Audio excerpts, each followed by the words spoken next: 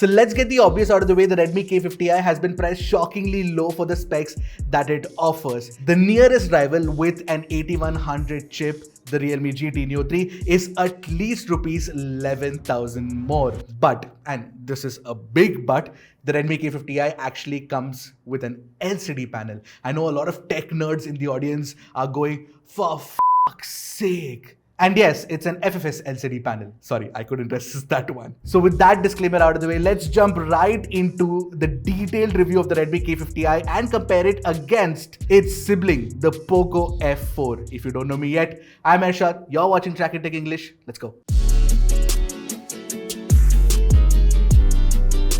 First things first, the Redmi K50i is fatter and heavier than the Poco F4, and this despite the fact that the Redmi K50i actually is an all-plastic construction, whereas the Poco F4 uses glass on the back and plastic for the mid-frame. The reason for that added weight and thickness is the fact that the Redmi K50i actually has a larger battery inside compared to the Poco F4. Now, I do like this particular color variant of the Redmi K50i. It's called Phantom Blue. So when you look at it head-on, it looks blue, and when you look at it at an angle, it looks sort of this gradient yellow. Now, in comparison, the Poco F4's, this specific green color shade is more understated. Also, when it comes to the camera modules of these two phones, the Redmi K50i, despite the fact that it's thicker, has a bigger camera module and it wobbles more on a table compared to the Poco F4. And I do really like this two-step camera module on the Poco F4 more than the Redmi K50i's camera module.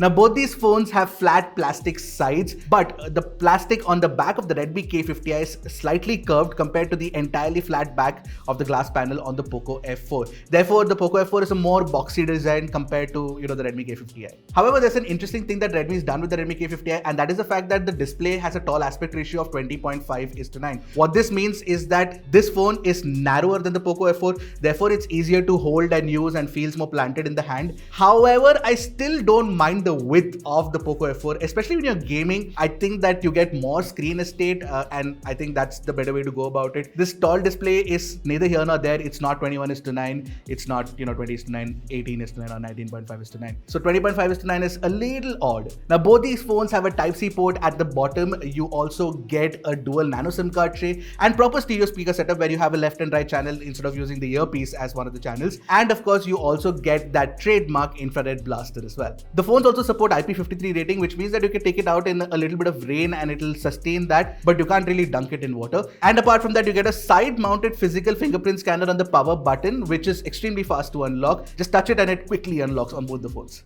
Now, just like the fingerprint scanners on these phones, I would like to unlock something really quickly as well, and that is more subscribers. So don't forget to hit the red subscribe button and the bell icon right next to it to get notified whenever we put out an awesome new tech video. Also, while you're at it, the YouTube algorithm values engagement, so hit that like button and maybe even comment below if you do like the video and if you find it useful. The Redmi K50i has one ace up its sleeve, and it's here, and that's the headphone jack. I'll talk more about the quality of the headphone jack itself in the next section of the review, but yeah, the Poco F4 doesn't have it. That said, I do feel that the Poco F4 has better symmetry and better construction overall compared to the Redmi K50i. For example, the placement of the 3.5mm headphone jack is not symmetrical. That gets my goat. And the SIM card tray itself is not really flush with the bottom side, which is flush on the Poco F4. So overall, the premium construction of the Poco F4 is something that you need to pay extra for, and it feels good in the hand as well.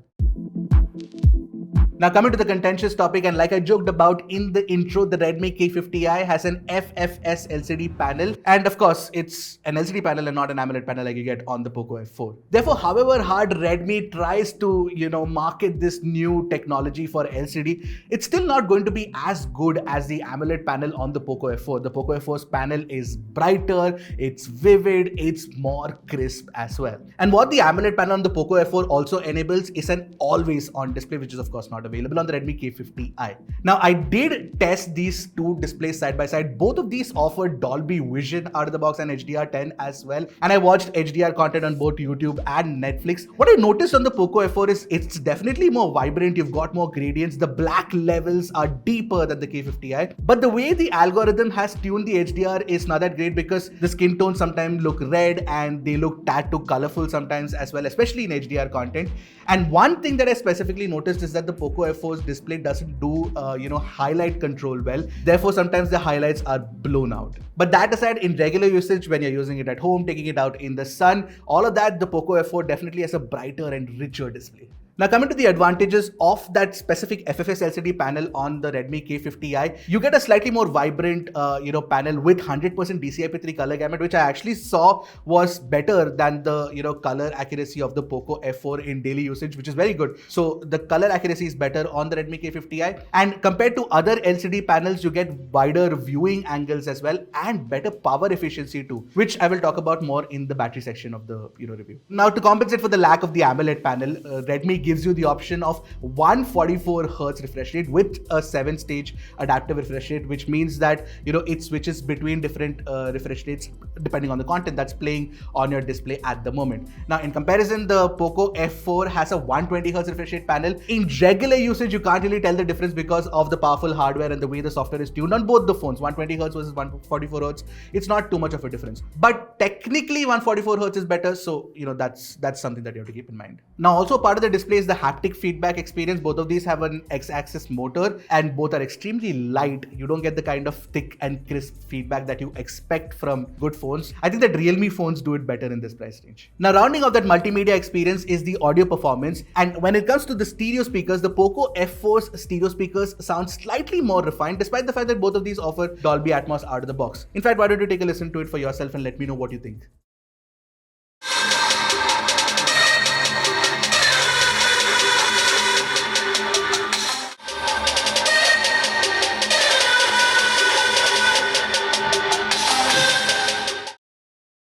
Although, and this is really a surprise, the Redmi K50i's headphone jack is a godsend. Of course, both these phones support high-res, but the Redmi K50i's headphone jack plus the Moondrop 2 plus Apple's lossless tier of music is a proper budget audiophile setup. Now, the Poco F4 comes with a dongle in the box, but when I compared the Moondrop 2 with the dongle and the Redmi K50i's headphone jack, what I noticed is the K50i offers a bass slam. The low-end tight impact is absolutely divine. I'm really surprised with the performance on this one. I think the DAC is really good. Overall, just because of the fact that the Poco F4 has an AMOLED panel, it does get a slight edge when it comes to multimedia performance, but the Redmi K50i does stand tall. Now coming to the camera part of the review, I went into it with a lot of skepticism considering that the price is really low on the Redmi K50i, but I came away pleasantly surprised. Take a look. Now starting with the primary camera, which is a 64 megapixel Samsung JW1 sensor on the Redmi K50i, the camera offers finer textures than the OmniVision 64 megapixel sensor on the Poco F4. And that's not it. In general, Redmi K50i's color reproduction is far more understated and closer to natural compared to the Poco F4. The F4 creates a vibrant, brighter look of the scene in general. It looks good for social media, but technically the K50i is better. Also, once again, if you look at the 100% crop of the truck, you can see how sharp the K50i shot is. Even HDR is better on the Redmi K50i. It controls the highlights well and derives more details from the shadows too. This is very well done, Redmi. If you're shooting people, again, the Redmi K50i is very impressive. In this comparison sample of my colleague Sujay, the Redmi K50i offers closer to natural facial tones, closer to accurate red color of the t-shirt, and sharper textures too. It's just a win-win situation here for the Redmi K50i. Now, against the light, the Poco F4 sample does look brighter, but if you notice closely, the Redmi K50i manages to control the highlights and the shadows better. The whole scene looks a little bit more realistic. Also, one look at the portrait shot and you can tell the Redmi K50i does a better job. Low light is of course the real test, and what I noticed is the Poco F4 opens the shutter for slightly longer, while the Redmi K50i exposes better. On closer inspection, I noticed the Poco F4 has fewer artifacts and noise around the shadow region especially. Plus, it generally pulls in more details thanks in part to the fact that it has OIS. You can actually read the text in the book. Same is true in the second image as well. The textures on the ottoman are sharper on the Poco F4, but you get a brighter exposure and more accurate colors on the Redmi K50i. In the final set of low light pictures, the Poco F4 reproduces a terribly cold temperature, and it is not as good as the K50i. If you ask me, the overall look of the Redmi K50i's low light shots is kinda better than the Poco F4, and that is why I am veering towards the Redmi K50i more than the Poco F4. Now, as for the 8 megapixel ultra wide angle sample on both, I'm not even getting into the comparison. You can tell the Redmi K50i's ultra wide is way better. Just take a look at the samples. But there's no color science consistency between the primary and ultra wide on both the phones though. and the ultra wide angle samples in low light are equally bad on both. Less said about the 2 megapixel macros, the better. So here are 2 comparison samples, you take a pick for yourself. Now coming to selfies, I really don't like the Poco F4 selfie because it not only gets the facial tones entirely wrong, but also exposes the face terribly. Although the K50i is not necessarily better, it has a pink face problem. The algorithm adds a couple of extra dabs of compact powder on my face. In HDR selfies, Redmi just softens the details entirely in a bid to do better dynamic range. The Poco F4 is the lesser evil of the two here. In portrait selfies, the cutout and the depth are both similar on the Redmi K50i. Low light selfies are terrible on both, absolutely terrible in fact. Honestly, the selfie performance on both these phones are not that good. You can take a pick of whichever one you prefer. Now the one area where the Poco F4 does better than the Redmi K50i is in video capture. Not only do you get 4K 60fps video recording, but you also get 4K 30fps with electronic image stabilization. The footage looks better too. The advantage on the Poco F4 is that it can shoot at 4K 60fps. The advantage on the Poco F4 is that it can shoot at 4K 60fps. On the flip side, I like the 1080p 30fps front camera video recording on the Redmi K50i over the Poco F4. It offers better details, facial tones, and dynamic range. As is the case with most phones these days, you can only shoot at 1080p 30fps using the front camera. As is the case with most phones these days, you can only shoot at 1080p 30fps using the front camera. Honestly, the Redmi K50i has really surprised me when it comes to the photography and camera chops. I'd pick the Redmi K50i over the Poco F4 for camera performance. So the Redmi K50i is of course the most affordable phone with the Dimensity 8100 system on chip inside. Now this chip is undoubtedly more powerful than the ever dependable Snapdragon 870 inside the Poco F4. Now we tested the variant with the 8GB of LPDDR5 RAM and 256GB of UFS 3.1 storage. In benchmark scores like Antutu, Geekbench, the Redmi K50i with 8100 definitely outperforms the Poco F4 with Snapdragon 870. But that's synthetic benchmarks. What about throttling performance? In our 40-core 30-minute throttle test, the Redmi K50i returned a very respectable CPU throttling score of 87%, which is just 1% lower than the 870's 88% inside the Poco F4. And let's not forget that the Redmi K50i's chip is actually more powerful and derives more power for most of your use cases. When it comes to gaming in BGMI, I was slightly disappointed that the Redmi K50i doesn't offer HDR graphics with extreme frame rates, which is 60 FPS frame rates. It tops out at Ultra, but the Poco F4 with Snapdragon 870 gives you that option.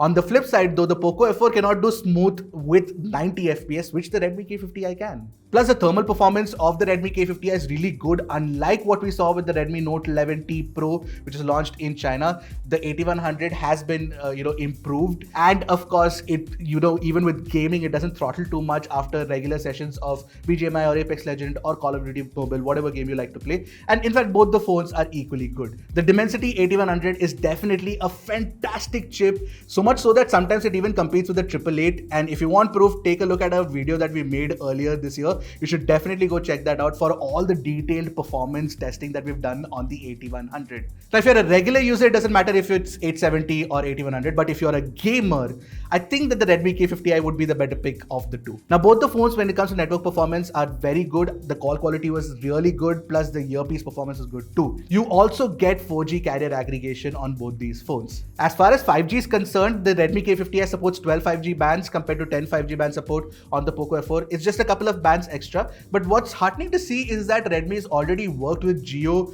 for the first trials of its 5G network with the K50i, which is a good thing. Now when it comes to battery performance, it's no surprise that the Redmi K50i offers better battery performance, primarily because it's got an LCD panel. You get 7 to 8 hours of screen on time easily, and that's with my heavy usage. In comparison, the Poco F4 gives you about 5 to 6 hours, which is obviously not as good. And that's also to do with the fact that the Redmi K50i has a larger 5080 mAh battery compared to the 4500 mAh unit inside the Poco F4. Now both these phones support 67 watt fast charging, and since the Poco F4 has a smaller battery, it charges faster, slightly faster. It charges from 0 to 100 in 38 minutes compared to the 46 minutes that it takes to fully charge the Redmi K50i. But that 8 extra minutes you take to charge gives you a quarter day more of battery life. I'd actually go for that. Now, both the phones run on MIUI 13 based on Android 12 and are currently running the latest June security patch update as well. And Redmi and Poco both promise 2 years of software updates and 3 years of security updates too. MIUI, if you're not already aware, is a very feature-rich skin on top of Android 12, and users of MIUI are happy with MIUI because of that specific reason. You get stuff like floating windows, you get stuff like dual apps, all of those things are available. Plus, I really like this very simple feature that you can bulk delete apps from the home screen. But the MIUI version that is made specifically for Poco phones actually comes with the option to add icon packs as well, which is not possible on the Redmi K50i with MIUI 13, which is a bit of a letdown. And MIUI on Poco F4 has fewer bloatware apps compared to the Redmi K50i, which even comes with Josh pre-installed, which again is a bit of a letdown.